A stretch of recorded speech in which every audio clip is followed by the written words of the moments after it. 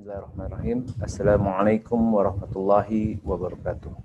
Innal hamdalillah nahmaduhu wa nasta'inuhu wa nastaghfiruh wa na'udzu billahi min syururi anfusina wa min sayyiati a'malina. Man yahdihillahu fala mudhillalah wa man yudlil fala hadiyalah. Wa asyhadu an la ilaha illallah wahdahu la syarikalah wa asyhadu anna Muhammadan abduhu wa rasuluh. Ya ayyuhallazina amanu taqullaha haqqa tuqatih wa la tamutunna illa wa antum muslimun.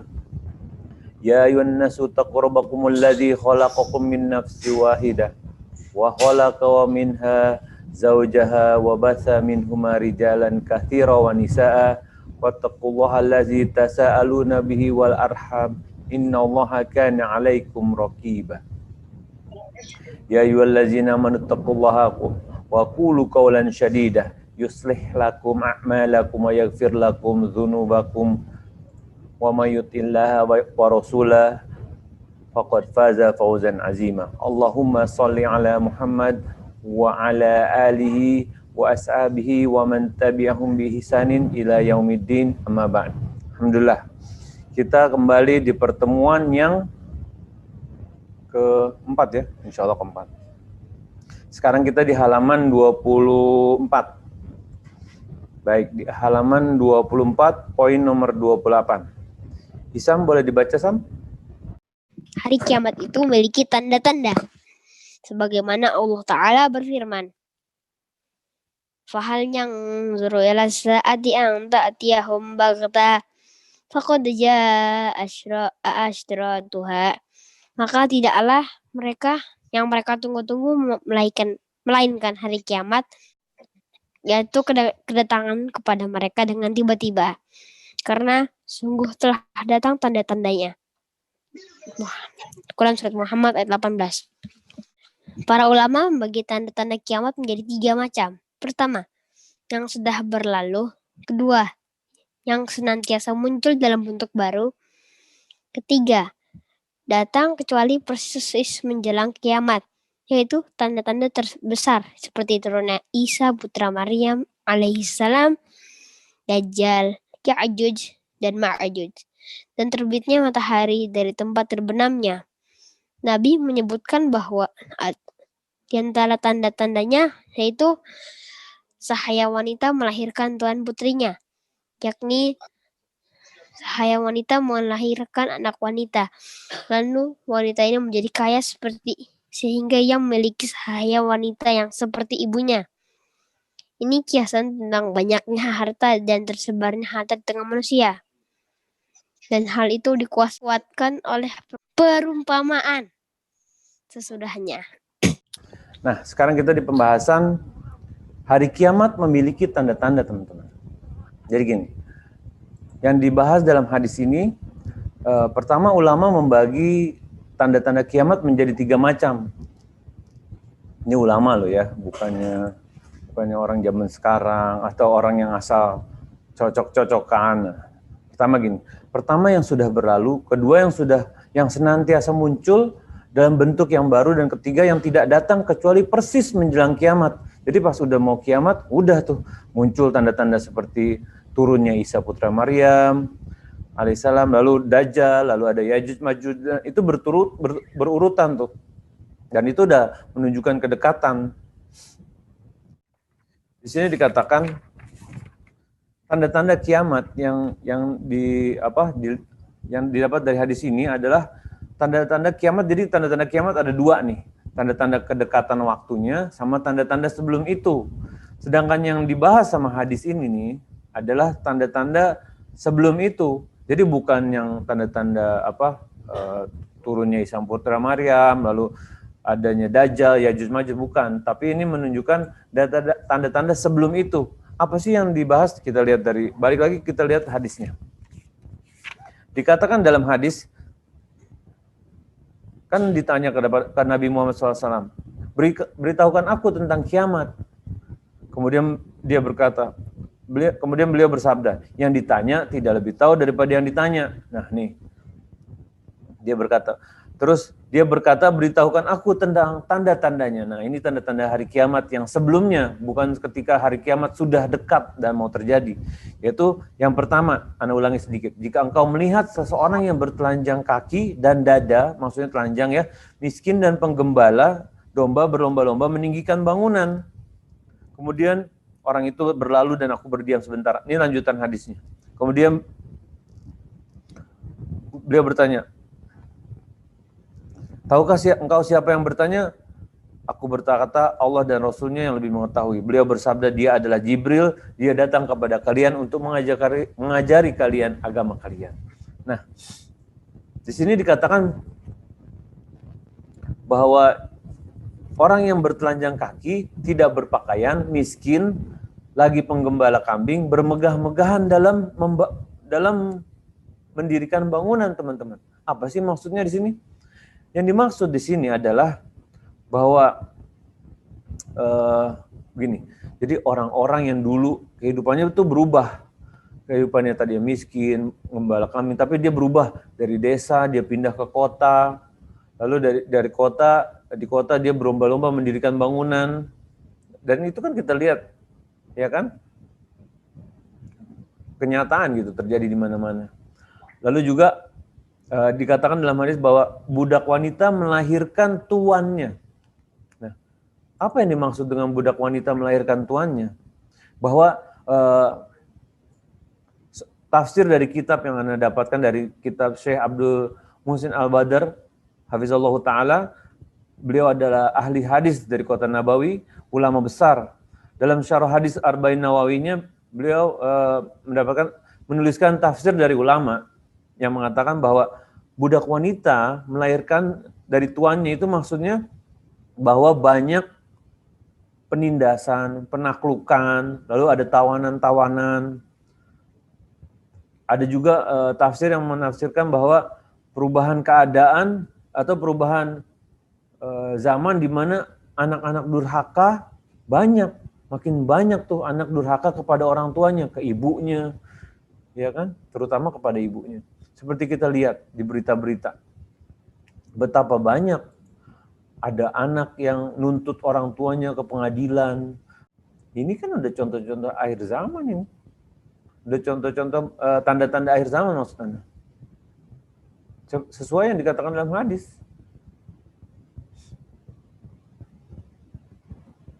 Dan yang tadi tuh, yang orang-orang yang bertelanjang dada, berlomba-lomba meninggikan bangunan. Ini maksudnya orang-orang berubah nih, dulunya susah, miskin, lalu dia menuju kota dan mendirikan bangunan di sana. Wallahu a'lam. Nah, yang beda, ini pembahasan dari kitab-kitab ulama nih. Yang kita harus berhati-hati zaman sekarang, teman-teman. Kadang ada, teman-teman pasti tahu kan, Ustadz akhir zaman, beliau selalu mencocokkan kejadian alam sama dengan sabda Allah. Dengan hadis Nabi Muhammad SAW. Dicocokin, ini begini, ini begitu. Dan kadang-kadang tanpa dalil tuh. Asal ngecap aja dia. Asal logikanya dia aja.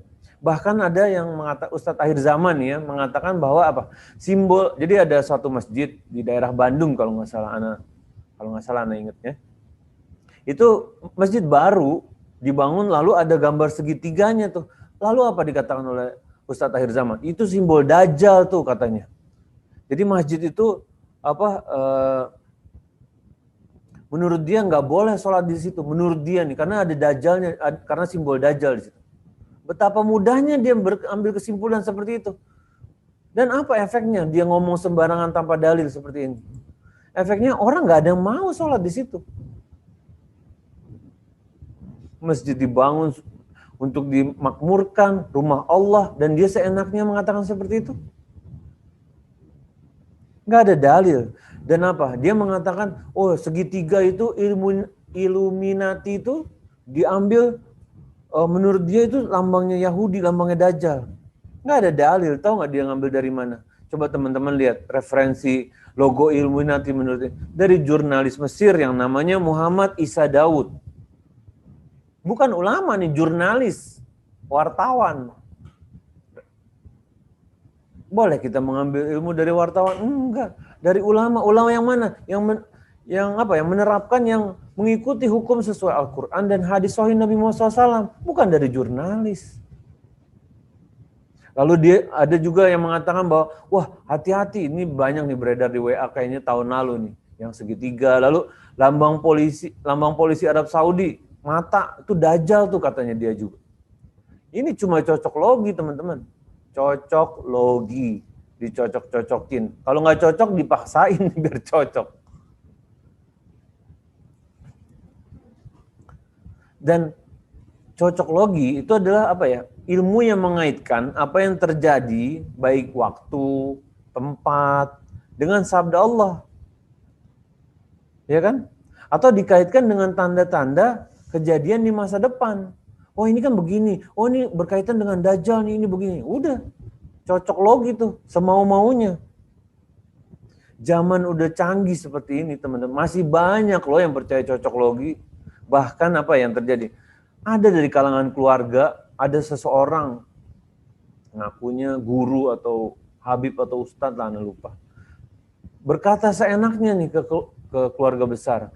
Oh, hari kiamat tanggal segini, ayo stok beras, stok minyak, stok makanan. Siap-siap. Ana bilang sama saudara Ana, ya Allah, masa semudah itu kau mau percaya? Masa semudah itu kau mau mengikuti orang tanpa dalil? Itu ucapannya.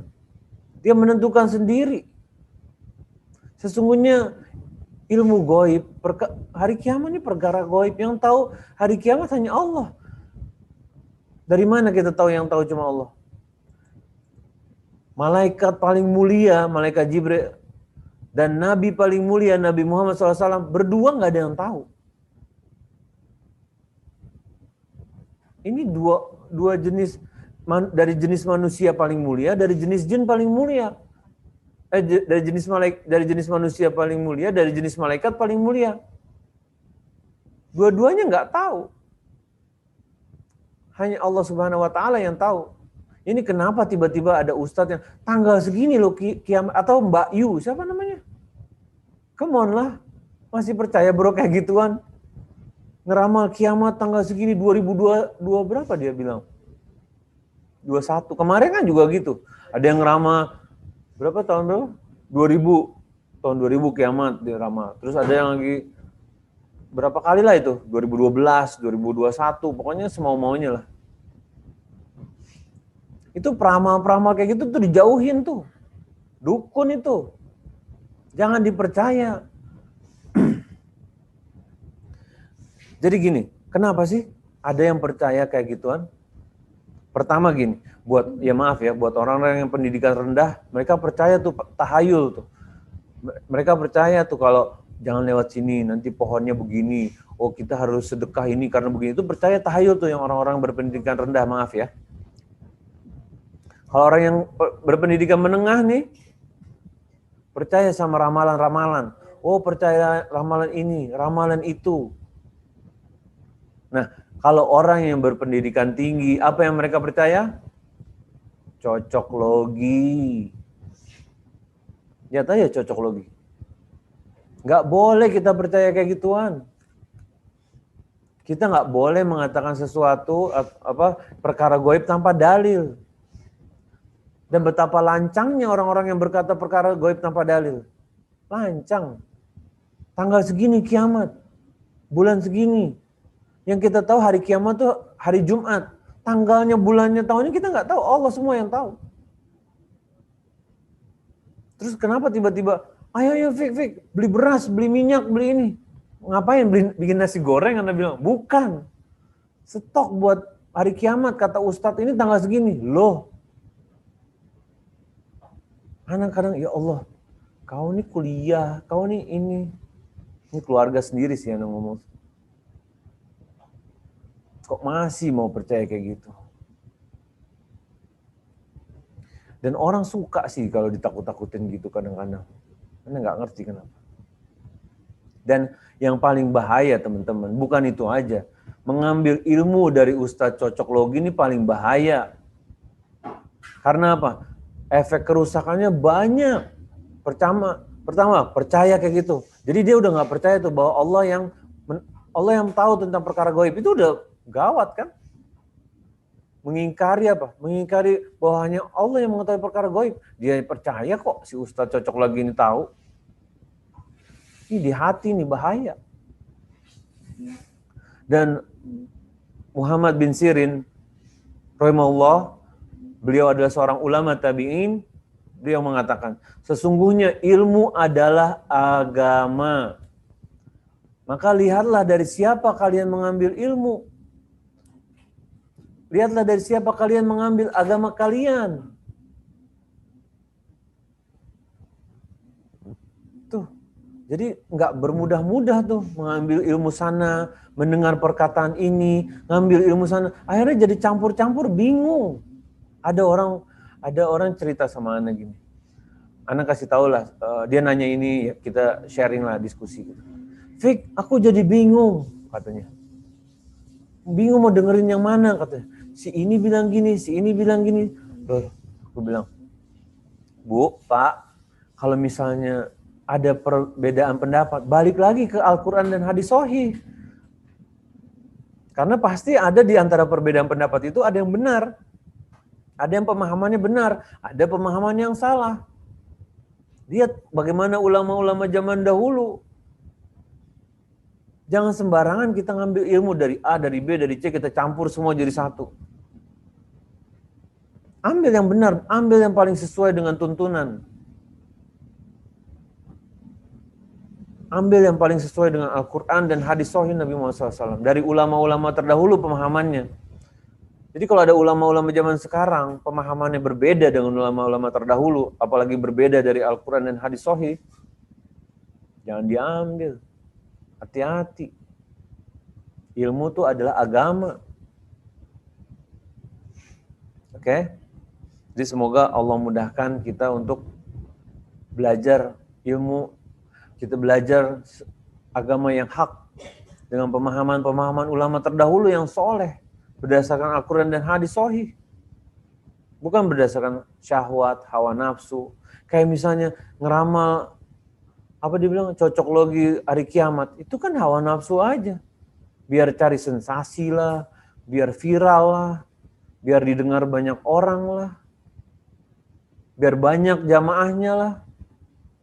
Kan kalau kayak gitu kan banyak tuh yang apa istilahnya, regram lah, atau di upload lagi di YouTube-nya. Jadi hindarilah ustadz-ustadz akhir zaman yang suka meramal, mencocok-cocokkan. Oh ini, di Arab Saudi itu gedung apa dia bilang? Zamzam Tower itu adalah lambang Dajjal ini. Ya Allah. Itu cocok logi. Jadi hukumnya nih, ini kaidahnya nih, mengenai perkara gaib, kita harus diam dikala tidak tahu dalil. Diam. Nggak boleh sembarangan. Perkara gaib, diam. Kita ini manusia, kita cuma tahu yang dikabarkan. Nabi Muhammad SAW aja bilang, yang ditanya nggak lebih tahu daripada yang ditanya, apalagi kita yang masih belajar, yang masih Iqra 2, ya kan? Yang baru hijrah, yang masih bingung misalnya. Nggak boleh kita sembarangan bicarakan perkara gaib, teman-teman. Ayo Sam, lanjut Sam, yang nomor 29. Nabi Shallallahu Alaihi Wasallam mendidik dengan baik, di mana beliau bertanya kepada para sahabat, apakah mereka mengetahui penanya ini ataukah tidak, dengan tujuan untuk memberitahu mengenainya. Ini lebih mengena daripada sekiranya beliau langsung memberitahu kepada mereka. Karena jika beliau bertanya kepada mereka, kemudian memberitahu, maka ini lebih mendorong untuk memahami dan mengingat apa yang beliau katakan. Nah, sekarang kita Di poin ini kita belajar bagaimana Nabi Muhammad SAW mendidik dengan baik tuh. Beliau bertanya kepada para sahabat, terus nanya apakah mereka tahu nih yang nanya siapa atau enggak, tujuannya apa dia bertanya gitu. Dan ini metode pertanyaan ini lebih mengena, lebih mudah diingat, lebih lama nempel di kepala dibandingkan hanya diberitahu langsung. Makanya kalau misalnya dengan metode ini lebih nempel, dan jangan bilang cara CBSA tuh yang kita zaman SD dulu belajar, cara belajar siswa aktif, itu bukan orang zaman sekarang doang yang tahu. Ini udah dicontohkan dari zaman Nabi Muhammad SAW. Beliau sudah mencontohkan cara mendidik anak-anak yang baik, cara metode belajar mengajar yang baik, ya kan? Dan metode cara belajar mengajar yang dengan pertanyaan gini, jadi membuat yang diajarkan lebih aktif, bertanya, lalu menjawab, itu lebih mendorong pemahaman dan lebih mudah diingat, lebih mudah paham, lebih mudah ingat. Dan bukan orang zaman sekarang kok yang ngajarin. Jangan mentang-mentang di buku SD kita tiba-tiba muncul CBSA terus kita percaya, oh zaman dulu nggak ada. Nabi Muhammad SAW tuntunan terbaik kita, teman-teman. Semua udah beliau ajarin. Kitanya aja yang kadang kurang tahu, kurang belajar. Oh ini dari barat nih, ini begini. Enggak, udah diajarin sama Nabi Muhammad SAW. Dan kalau kita di rumah nih, lagi zaman Zoom nih, kalau pengen anak-anak kita hafalnya lebih kuat, begitu caranya. Tanya, balik lagi, kasih pertanyaan lagi. Jadi kita merangsang daya pikir mereka gitu loh. Biar logika mereka tuh jalan. Dan kalau mereka berpikir, logikanya berjalan, itu lebih nempel dibandingkan cuma dikasih tahu, pokoknya gini ya, satu arah gitu. Jadi udah selayaknya dan sepatutnya kita mengikuti contoh Nabi Muhammad SAW. Mau makan, contoh Nabi. Mau belajar mengajar, contoh Nabi Muhammad SAW. Semua kita contoh.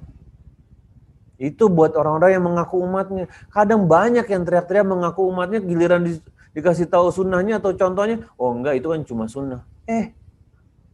Gampang banget kan ngomongnya gitu. Ngaku umatnya, tapi giliran contohnya, tuntunannya nggak mau. Ini umatnya yang macam apa nih? Umatnya apa bukan? Jangan ngaku-ngaku tapi nggak mau ngikut. Gitu. Lanjut Sam, nomor 30. Orang yang bertanya tentang suatu ilmu dianggap sebagai pengajar. Dan ini telah disinggung sebelumnya. Tetapi Imam An-Nawawi ingin menjelaskan bahwa manusia itu seyogyanya bertanya tentang apa yang dibutuhkan oleh manusia. Walaupun sebenarnya ia telah mengetahui jawabannya, agar ia mendapatkan pahala mengajarkan ilmu. Hanya Allah lah yang memberikan taufik. Yang di poin ini ada pengulangan sedikit ya. Jadi sebenarnya kita udah pernah bahas kalau kita boleh bertanya mengenai ilmu yang kita sudah ketahui agar orang lain atau orang yang belum tahu untuk lebih mengetahui gitu. Tapi dengan tujuan agar orang yang belum tahu itu untuk mendapatkan ilmu, bukan untuk menjatuhkan teman dia atau menjatuhkan harga dirinya di depan halayak ramai gitu. Dan juga kita boleh tanya-tanya perkara yang seyogianya diperlukan sama kita atau diperlukan oleh orang lain. Contoh, misalnya gini, udah tahu nih kalau lagi PSBB, zona merah misalnya di RW-nya banyak yang kena COVID, lalu dia bertanya, Ustadz, bagaimana dengan pria yang wajib pergi ke masjid, lalu lagi PSBB? Nah, dia nanya itu sebenarnya dia udah tahu, tapi ingin warga atau teman-temannya atau keluarganya juga tahu gitu. Jadi dapat ilmu juga yang lain. Itu boleh juga kayak gitu. Tapi jangan niatnya menjatuhkan orang lain gitu. Udah ya, kita udah pernah jelaskan sebelumnya. Baik, alhamdulillah untuk hadis kedua udah selesai. Kita lanjut masuk di hadis yang ketiga di halaman 26.